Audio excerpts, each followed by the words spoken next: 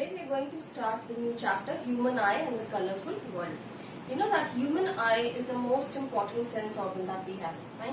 We can see the colorful world around us with the help of our eyes. So human eye is a very important part of our body, important organ. Now how does it work, that we are going to learn today. How we are able to see things around us, fine. Now when we look at the eye outside, we just see the white part and then a black circle inside and then outer circle which can be green, grey, blue, black, etc. That is all we can see, but actually our human eye is a spherical ball-like structure, right? And its diameter is almost around 2.3 to 2.5 centimeter. That is almost this much. This is the diameter, almost this much is the diameter of the human eye. Okay, so it's a spherical structure. I've already drawn the diagram of human eye in front of you. So it's a ball-like structure. If you look at the eye from side, it looks like this. Now what do we see from outside? Now that inner black circle in your eye that you can see is actually the pupil, which is the hole through which the light enters the eye. That is the only part through which light enters the eye. It's the hole. As you can see, I've labeled pupil here. Fine. The outer structure, outer circle, is called iris. It is a muscular structure actually, and it also gives color to the eye. Iris can be blue, black, grey, green in different people. Fine. So iris gives the color to the eye. We say a person has grey eyes, green eyes. That means that it is the color of the iris which gives the color to the eye. Iris also plays a very, very important role. It actually controls the size of the pupil. Through pupil light enters an iris, muscular structure around it, as you can see in the diagram, which controls the size of the pupil. And the white structure outside that we can see, white part of the eye, that is the opaque part of the eye, which is called sclera. This is what all we can see, fine, from outside. So we are going to talk about each and every part of the eye in more detail. So first of all, we've already discussed about pupil, and we know pupil is the hole through which the light enters our eye. Then we've talked about the outer circle in the eye, iris, which gives color to the eye, and it's a muscular structure and controls the size of the pupil. That means when we are in bright surroundings, our size of the pupil contracts. When we are in dark surroundings, size of the pupil expands. So pupil expands or contracts depending on the amount of light around us, right? So that the right amount of light enters our eye. So this we must have all of you must have experienced. For example, if you switch on the light in the morning, fine, you're sleeping at night and your mother switches on the light in the morning, immediately you feel very difficult to keep your eyes open.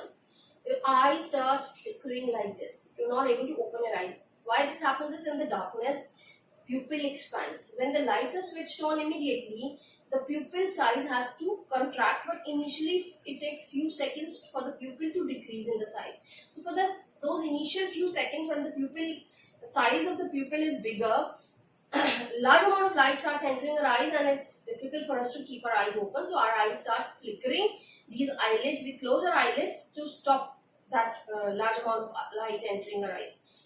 Similarly, for example, when you enter a dark cinema hall, initially for the few seconds you can't see things around, but gradually things start becoming visible to you.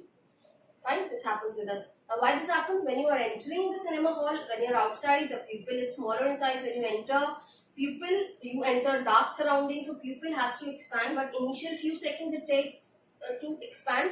So for those few seconds you cannot see things around, but when it expands, light starts entering, more amount of light starts entering our eye, and we are able to see things around.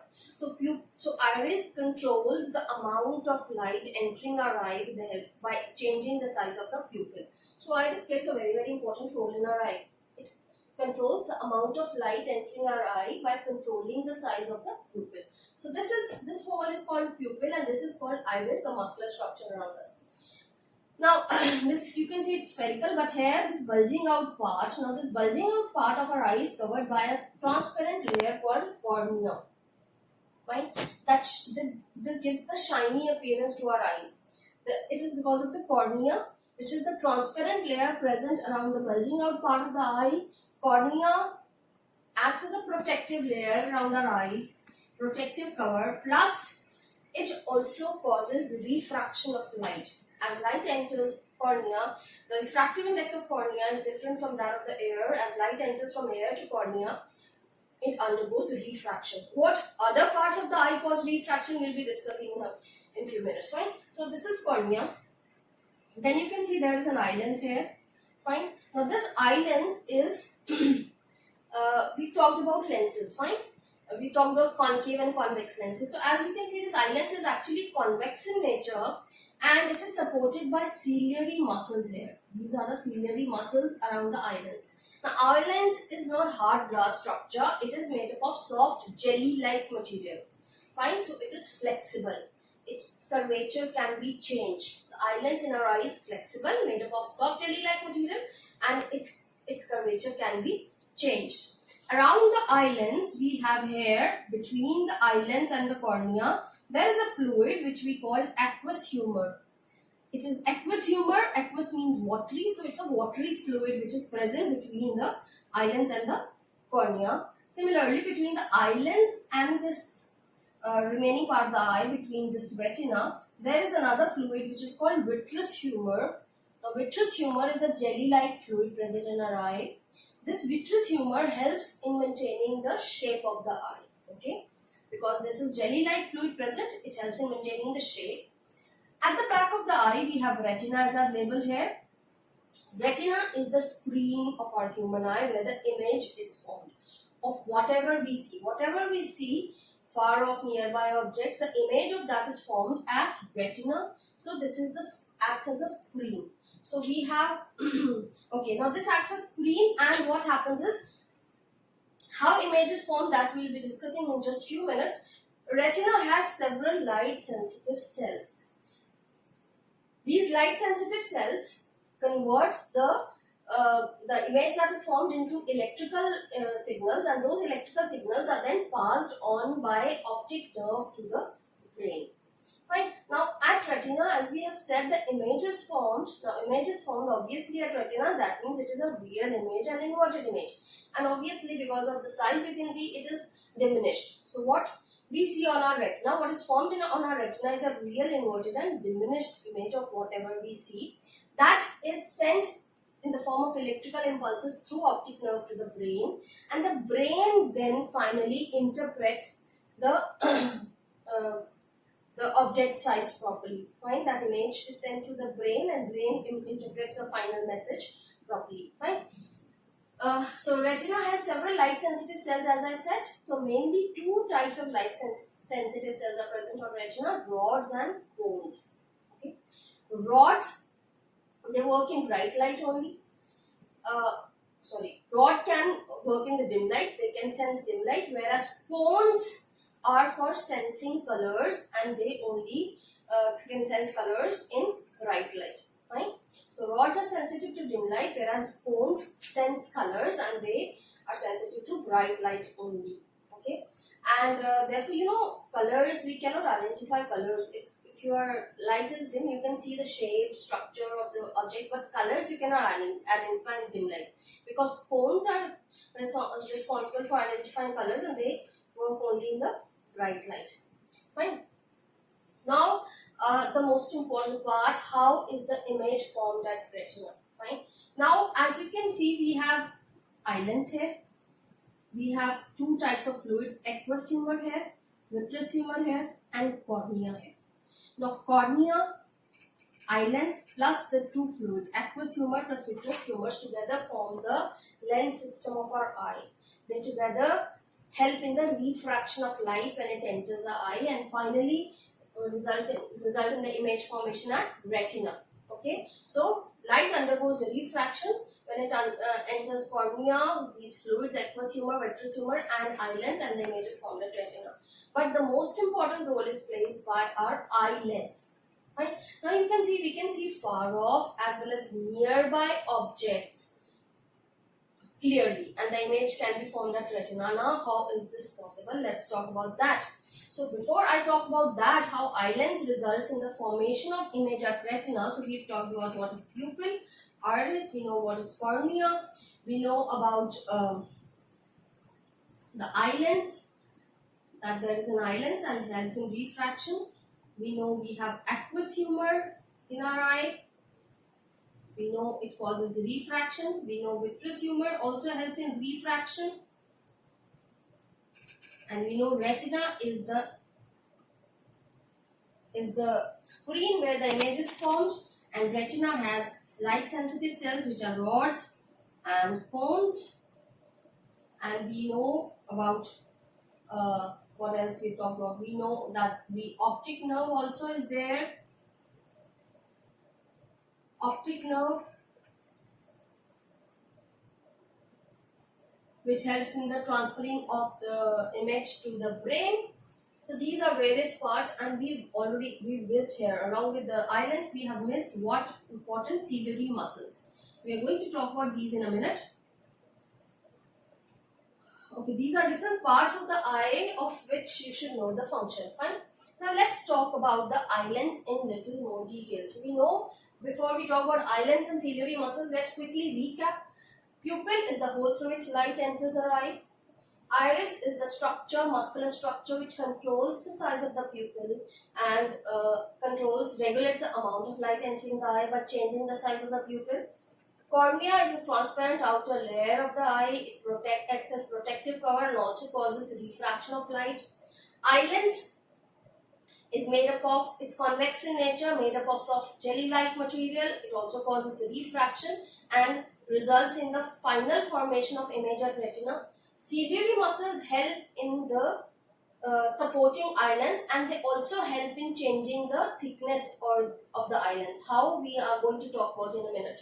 Aqueous humor and vitreous humor are the fluids present in the eye. They help in maintaining the shape of the eye and also cause refraction. Retina is the screen of the human eye where the final image is formed. The image formed is real, inverted and diminished, and it has light sensitive cells like rods and cones. Rods are sensitive to dim light, whereas cones sense colors and are sensitive to bright light. The image formed at retina is converted to electrical signals transferred to the brain via optic nerve, and finally the image that is formed at retina is finally interpreted by the brain. Brain interprets it, erects and in the correct size. Now let's talk about eye lens and ciliary muscles in a little more detail. Now, as I said, eye lens is made up of soft jelly-like material. It's not hard glass, and ciliary muscles help it. Now, we know this, that for lenses, we know 1 by f is 1 by v minus 1 by u. Okay. Now, in our eye, the distance of the lens and the image is fixed. The image is formed at retina, and this we can take it as almost 2.5 centimeters. So image distance cannot be varied. If the image distance varies, that means the image formed in front of retina or behind retina, we will not be able to see that object properly. So image has to be always formed at retina. That means the image distance in our eye is fixed, that cannot be varied, which can be taken as almost 2.5 centimeters, which is the diameter of the eye. Almost this much is the image distance. U keeps varying. This is fixed, I've said, whereas U keeps varying. Now, we can see the object distance from our eye lens keeps varying. We can see far off, nearby, any object in front of our eye, so U is varying. So, if V is not varying, U is varying, so what should be varying? F, that means eye lens, focal length of the eye lens should keep varying. If you have a hard glass lens, अगर आप लेते हैं and we vary U, if you take a hard glass lens in between, V, the image distance also keeps varying. But here, U is varying, V cannot vary, V is fixed at one place, green cannot be shifted. So what varies in our eye is the focal length of the eye lens. So how does it vary? Now when we are looking at far off objects, the ciliary muscles relax. As a result, the lens becomes thin. As the lens becomes thin, its focal length increases. Fine. And the image is formed at retina. So when we look at the far off object, the lens, the ciliary muscles relax, lens becomes thinner, When the lens becomes thinner, its focal length increases. So focal length changes and the image is formed at retina. When we look at a nearby object like this, when we look at a nearby object, what happens? The ciliary muscles contract, the lens becomes thick, and its focal length as a result decreases, so that the image is formed at retina. Okay, so this is how it happens. When we look at a far off object, the muscles relax, lens becomes thinner, its focal length increases and the image is formed at retina. When we look at a nearby object, muscles have to contract, the lens becomes thicker, and as the lens becomes thicker, its focal length decreases and the image is formed finally at retina. So this is how the focal length of our eye lens keeps varying. With the help of ciliary muscles, this is done so that the image is always formed at our retina. Okay. So this is the provision in our eye, and this provision in our eye, this ability of our eye to change the focal length of the eye lens to form the image at retina of far off as well as nearby objects. This ability of our eye is called accommodation. Okay. I hope you've understood this. So our eye has a very important ability of accommodation.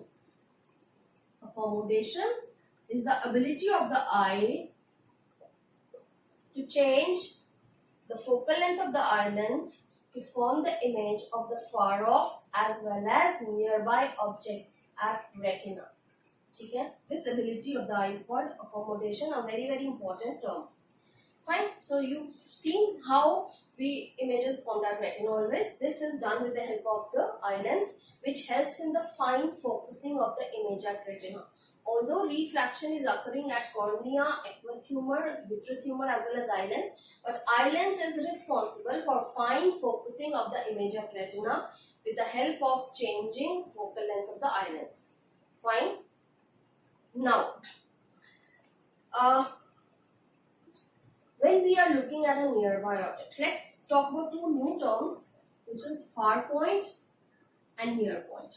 Now, far point is the farthest distance up to which normal human eye can see clearly.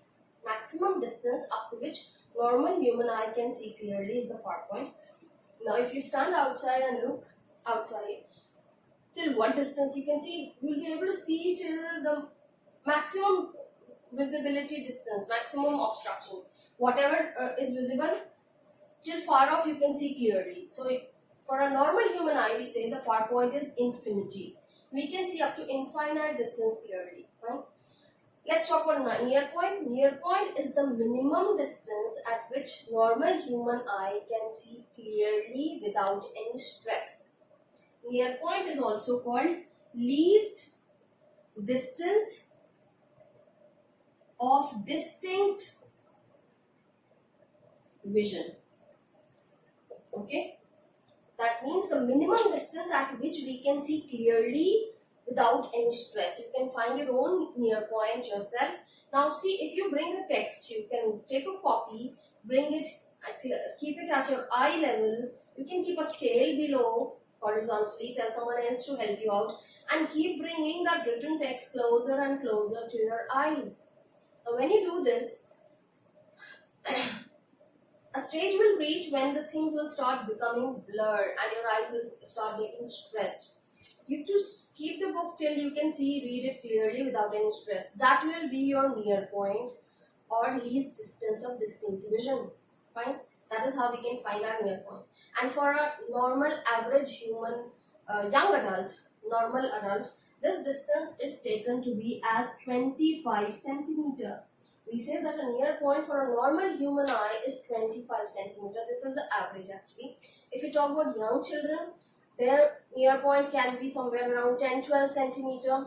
For adults, the near point can be around maybe 35-40 centimeter, but the average we take it to be, for normal human adult, we take it to be 25 centimeter.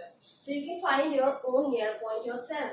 Now why is this that the near point is taken to be 25 centimeter? Why can't we see if you bring the text closer than that? Now what happens is, If we have to see nearby objects, we've already discussed the ciliary muscles contract to make the lens thicker.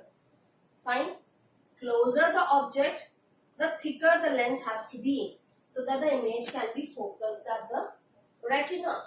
So, because closer the lens, the more the lens has to bend the rays, isn't it? So, now this is not possible beyond a certain limit. Ciliary muscles cannot contract beyond a certain limit to make the lens thicker. So, we cannot see beyond a certain distance. If the objects are brought closer than a certain distance to our eyes, we cannot see clearly without stress, because, so I have discussed, the ciliary muscles cannot contract further than this distance, and the lens cannot become thicker and the image cannot be focused at retina if we bring objects closer than this distance, than the near point of the eye. So for a normal human adult, the range of vision is therefore from 25 centimeter to infinity is the range of vision of a normal human adult. Fine. So we know what is accommodation, a near point and far point. Fine. Let's find out now. Let's do a small question to find out the power of accommodation of human eye, maximum power of accommodation, how much a human eye has. So if you have to find out power of accommodation of human eye, for that we'll find out the power of the human eye. So we are going to calculate the power of accommodation of human eye. Let's do it for near point. When the object is at the near point, how will we calculate the power of accommodation, power of human eye? Power, for that we have to find out the focal length. So for near point, we take u as minus 225 centimeter. V will be 2.5 centimeter, because we know that it's almost the diameter of the eye is 2.5 centimeters. So we can take the image distance, the distance between the retina and the lens to be around this much only. So 1 by f is 1 by v minus 1 by u, 2.5. So if we calculate this, let us take this as 25 and this will be 10 plus 1, which is 11 by 25. This is 1 by f. Fine.